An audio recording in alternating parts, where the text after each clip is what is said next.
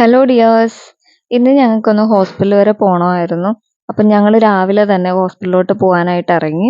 അവിടെ ചെന്ന് ഡോക്ടറെയൊക്കെ കണ്ട് മെഡിസിനൊക്കെ മേടിച്ച് ഞങ്ങൾ അവിടെ നിന്ന് ഇറങ്ങിയതിന് ശേഷം പിന്നെ ഞങ്ങളിതാ പൊയ്ക്കൊണ്ടിരിക്കുന്നത് നമ്മുടെ ട്രിവാൻഡ്രത്തെ വെട്ടുകാട് ചർച്ചിലോട്ടാണ്. ഒരുപാട് നാളായിട്ട് ഞങ്ങൾ എല്ലാവരും കൂടെ പോകണം എന്ന് വിചാരിച്ച ഒരു യാത്രയാണ് കേട്ടോ ഇത്. അപ്പം ഞങ്ങൾ ഇന്ന് ഒറ്റയ്ക്ക് രണ്ടുപേരുമായിട്ട് ഹോസ്പിറ്റലിലോട്ട് ഇറങ്ങിയപ്പോൾ അതിനടുത്താണല്ലോ, പെട്ടെന്ന് പോകാലോ എന്ന് വിചാരിച്ച് ഞങ്ങൾ വെട്ടാട് പള്ളിയിലോട്ടൊന്ന് കയറിയായിരുന്നു.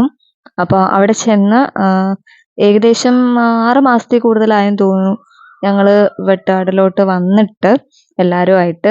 പോയ ഉടനെ ഞങ്ങൾ മെഴുതിരിയൊക്കെ മേടിച്ചായിരുന്നു. മെഴുതിരി കത്തിച്ചതിന് ശേഷം പള്ളിയിൽ കയറാം എന്നുള്ളൊരു പ്ലാനിങ്ങിലായിരുന്നു ഞങ്ങൾ. അപ്പം ആദ്യം തന്നെ മെഴുതിരി കത്തിക്കാൻ പോകുന്ന പോക്കാണ് കേട്ടോ അത്. അപ്പോൾ അവിടെ ചെന്നിട്ട് ഓരോന്നോരോന്നായിട്ട് കത്തിക്കാനായിട്ട് ഞാൻ ശ്രമിച്ചായിരുന്നു. പക്ഷെ കാറ്റ് കാരണം കത്തിക്കാൻ പറ്റിയില്ല. ഓരോന്ന് പറഞ്ഞിട്ട് അവിടെ കുത്തി വെക്കണമെന്നൊക്കെ ആയിരുന്നു, പക്ഷെ പറ്റിയില്ല. അങ്ങനെ ഞങ്ങൾ ഒരുമിച്ച് പിന്നെ അവിടെ അങ്ങ് കത്തിച്ച് വെച്ചു. അതൊക്കെ കഴിഞ്ഞതിന് ശേഷം പിന്നെ ഞങ്ങൾ കുരിശടിയിലോട്ടാണ് കയറിയത്. പള്ളിയുടെ തന്നെ കുരിശടിയിലാണ്.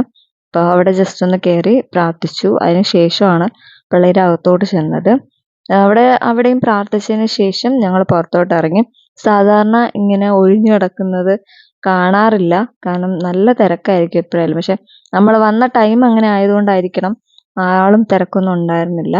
ഒരു കടൽ വ്യൂ എന്നൊക്കെ പറയുന്ന ഇതാണ്. ബീച്ചിലും ആരും ഉണ്ടായിരുന്നില്ല എന്ന് വേണം പറയാൻ, കാരണം ഒട്ടും തിരക്കില്ല. ഞങ്ങളൊരു 9:30 ഒക്കെ ആയപ്പോഴാണ് രാവിലെ എത്തിയത്.